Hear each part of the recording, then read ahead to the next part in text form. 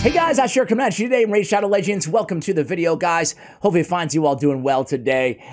First off, I want to thank you guys. All the positive reception, the comments and subscribers and everything regarding my new YouTube channel, Ash, Watcher of Realms. Pretty easy to find, but I will link it for you guys in the show notes below, in the description of this video. But yeah, man, a lot of you dig that game, and I'm excited to have another kind of journey with you guys. So thank you so much. It's not every day. Sometimes you put out a sponsored video about a new channel, a new game in the same kind of category. You expect a lot of, I don't know, negativity, but you guys are super cool. Don't waste your money on new shit. And the good news is I still love raids, so I'm not going anywhere on this channel either or anything like that, just in addition to, right? But today, I kind of got to thinking a little bit about, A, what do you think Plarium's even working on right now inside the game? We get the warhead, and we hold the world ransom for $1 million. Now, I have no inside info whatsoever, but we know they've been teasing this, you know, all these what's next in raid videos on their YouTube channel. They've been teasing every time they introduce something new, whether it's Stone Skin Protection, Hydra Clan Boss, Soul Stones Awakening. Now, more recently, it's the Artifact and Accessory Ascension, right? Every time they add something new to the game, they give this little side comment as well. Maybe you guys recall it as well if you watched any of those videos, but essentially, you're gonna need it, whatever that voice is, the voice of God there in the you're gonna need it, Raiders, for all the new content, the new difficult content that we have in store for you guys. They've been saying that for a while, and it got me thinking, like, what is this new difficult content coming to the game? Now, I hope I'm wrong. I'm gonna tell you what I think it is, and I'm gonna tell you what I hope it is. We're going to be making so much money that none of this is going to matter. What I think it is these dungeons getting a nightmare difficulty or something like that, right? That's pretty underwhelming, but it would be a way to farm up like mythical artifacts of these, you know, artifact classes available in each of these dungeons. So that's what I fear it might be. I don't get too excited about that. Or it could be a new clan boss. Of course, the Great Void is sitting here in our clan boss section. It's really one of the only unrevealed things left inside the game. Obviously, there's a couple factions as well. You know, I mean, again, are we super excited about new factions? I kind of like them, but it's not a game changer for me. Anyway, guys, I'll tell you what, they're actually one new faction, my bad. The last of the Nicerian Union. What do you think it's gonna be? Like killer robots from outer space or something? I don't know, aliens? This is the place where robots meet. Either way, I can tell you what they're probably not working on based on, finally here, 3 minutes in the video, getting to the point of the video. But let me know what you think is coming next. Did I miss something? Did they tell us what's coming next? I have no idea. They're not working on champion rebalancing. So now we have mythical champions inside the game. Yay, I still don't have any. Do any of you guys? Man, they look pretty dang cool. They really do, but I'm not opening the primal shards until they give us a 2x, man. I'm a man of my word. You know what they've only done 8 times this year? And balanced champions. And when I say 8, I mean 8 total champions. And what do they have? Over 1,000 in the game now? They've balanced 8. They've added probably 30, 40. They balanced 8, maybe 50, including the mythicals. I don't know. It really bothers me, right? Because, and out of the 8, by the way, 3 of them were on the 5th day of the year. January 5th, 2023 was Vergumkar, Tila Gormain, and Killian the Lucky, all which were actually really good balances too. Hats off to the game designer who's in charge of balance, who does his job 2 times a year. You mean you like my style? I'm just joking. But come on, you can see all the updates. This is thanks to yumilove.net. You can see all the new champions, new champions, new champions. We're going through the whole entire year. Okay, I think in May, we got Vlad the Nightborn. We got Errol, okay. Actually, that was February, so they're on a pretty good clip. And last year, they had quite a few as well.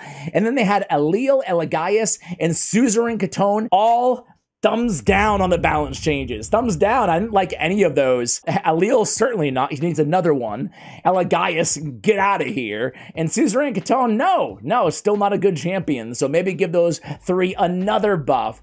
And then we're moving throughout the year. Check this out, guys. We had Nogdar the Headhunter, Gomlock Skyhide in May. So 4 or 5 months ago, and that was it. We've been on the longest stretch of no balance in the game here for ever, for as long as I can remember in the game. Yet they keep inundating us with more champions, just watering down that champion pool for us, right? This video is intended to implore the game designers, who I know do watch my content. Hey guys, you made a great game, now balance it. Some days I'm so tired I can hardly turn over the pages of a book. I wanted to actually talk about the 3 categories really quickly that I would love to see them balance, because let's be real here. We who have been playing for a while in this game, or heck, even if you haven't been playing for a while in this game, there's a larger growing pool of champions who have just been power crept, the legacy champions. That's one bucket of champions I want them to balance, legacy champions. The other bucket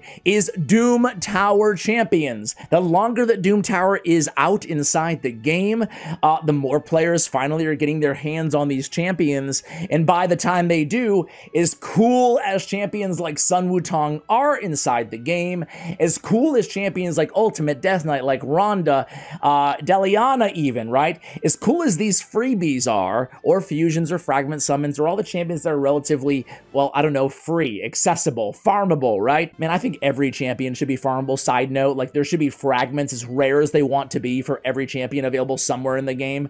That way we could feel like we have some control over this slot machine gambling game called Raid Shadow Legends. But I digress. I've talked about this champion forever, but like point A is Chromax Moonblood, dude. Yeah, I want to be playing for years to get my hands on Chromax Moonblood. Oh, who is this champion that takes years to farm in Doom Tower? You can get your hands eventually, boys and girls, on a champion that has block buffs on a single target and a whopping 4-turn provoke. 4-turn provoke. Wow, he must have an unbelievable passive. No, he's got Hex, which again isn't the worst, but come on, man. Like, you know, I feel like almost all, look at these reviews, man. And I agree. Let's give a buff to those champions. Those are easy. And here's the thing, right? I'm going to go through a few other champions in each of those. Oh, Voids, by the way, Voids. Because Voids are like 5 times more expensive in my mind because everything's monetary in this game to me, right? Than your average champion. So they ought to be not 5 times better, but they ought to be better, right? And there's a lot of underwhelming Voids. I should give this disclaimer. I should have given it at the beginning of the video. I don't think that, I'm a firm believer that not every champion in this game, or any game for that matter, any game like this, needs to be OP, right? Needs to be so good, right? That's how we get power creep to begin with, right? However, it's really a shame that there's these old champions and even some new ones. I show you Wirigrin. Yes. Stand tall, take a deep breath. Wirigrin. He sucks, you know, and they just released him.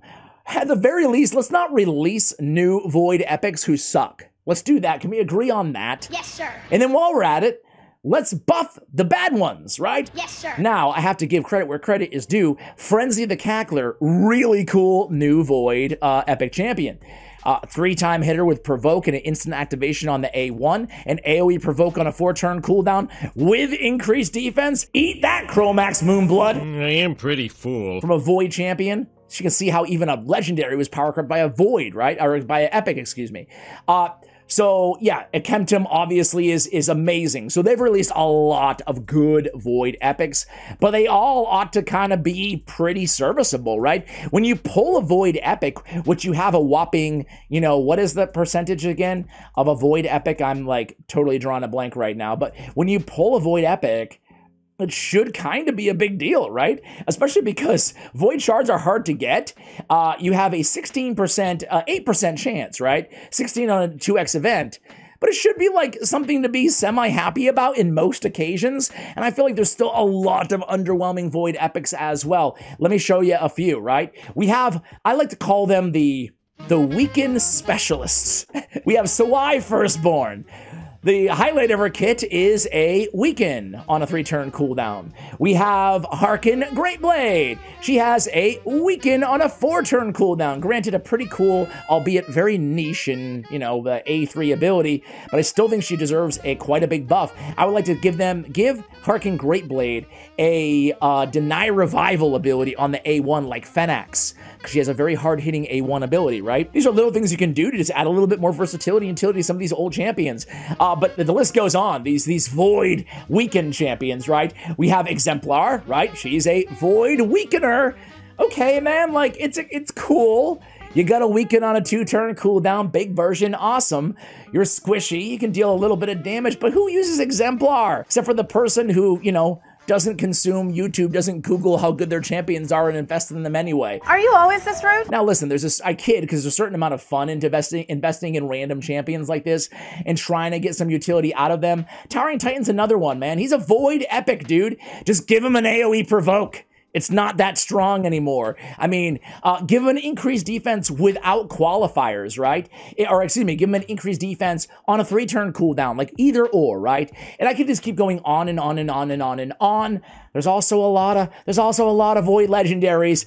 Angar, I hate you, bro. I hate you. Yeah, I know you told me that one before. Give this dude a buff, Plarium. Don't even go down this road because I'm not talking about it. A 2-time hitter places an extra hit on provoke and then an AoE provoke.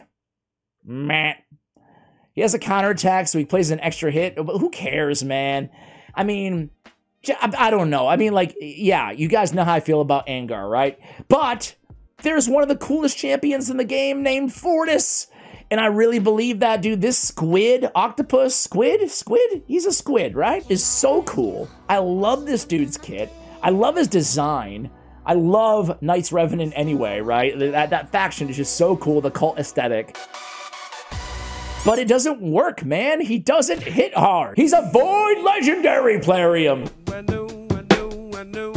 Make him good, please. And then the legacy champions, guys. You know my faves. I'm gonna name the old, you know, the old crew here. Hackhorn Smash Lord.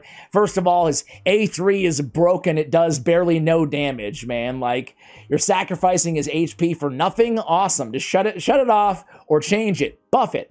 On the A2, a cleanse and a little heal on a 4-turn, man. I mean, that's been power crept. It used to be good 3 years ago, 4 years ago, 4.5 years ago when he was introduced to the game as a legacy champion, along with the inception of Raid Shadow Legends. But now it's just not as good as anymore. It's not as good, right? There's a lot of champions that have way better than this. So put it on a 3-turn cooldown. I don't understand. Here's what I don't understand here, guys. I think I've made my point, right? I've mentioned a lot of champions. I can just keep going on and on and on and on and on. That's a shame. Razin Scarhide, a permanent fusion inside the game, one of the faces of Raid Shadow Legends, and the dude is a legendary with 91 speed. Listen, he's a good champion. I like Razin Scarhide. I mean, I would love to see them bump this down from a freaking 6-turn or 7-turn down to a 6, 5 unbooked. I mean, you can reduce the cooldown of this ability. You can bump up his speed just like you did Solus and every other champion that was at 91 speed. I mean, that's ridiculous. He's a very fun, cool champion, but he's been power crept a bit as well, right? So anyway, I can go on and on. I would love to hear from you guys. What champion would you love to see a buff to in the game?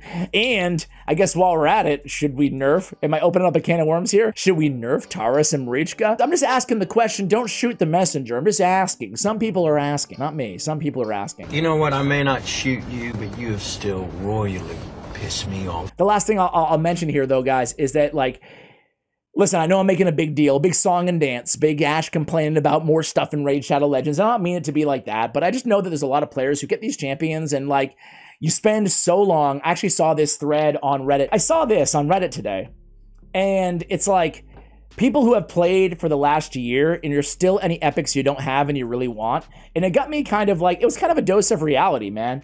A lot of players don't even have the epics they want after over a year of playing. He doesn't have Ugo, Geo, or Lady Annabelle. He just got Seer after 4 years, this dude. Malin Labman, Madame Ceres, 2.5 year wait. It got me, Maneater, 47 upvotes on this. So many people in the same spot. 2 years, still no Madame Ceres. And it just got me thinking of, like, you play this game for so long, you have no control over which champions you get and when you may get them, or if you never do. And even epics are vied after, but that pool is so watered at this point, and they just keep introducing and loading up new champions. Why don't we go back and buff the old ones? The shame here, and I will end with this. The big shame is it's really not rocket science here. It's not on how to buff these champions.